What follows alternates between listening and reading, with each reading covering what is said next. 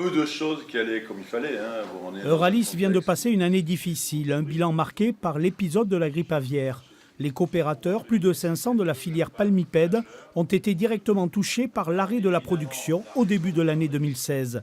Le redémarrage et la mise en place des mesures de biosécurité ont nécessité de nouveaux investissements.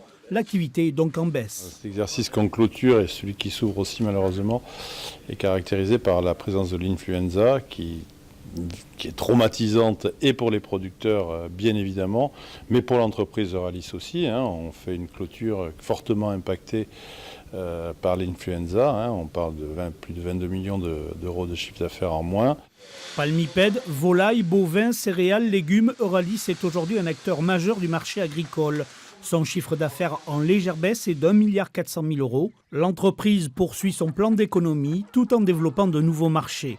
Exemple concret, la filière soja du Sud-Ouest. Elle concerne 600 producteurs et répond à une demande locale.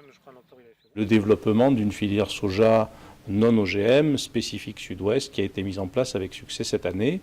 Ça s'est traduit par une augmentation des surfaces de 50% et puis avec un outil qui va démarrer au printemps prochain, une meilleure valorisation pour l'ensemble des producteurs. Cette production de soja répond selon les recommandations de l'Europe à la demande des producteurs de porc français. Euralis compte aujourd'hui 8000 agriculteurs coopérateurs et emploie 4700 salariés.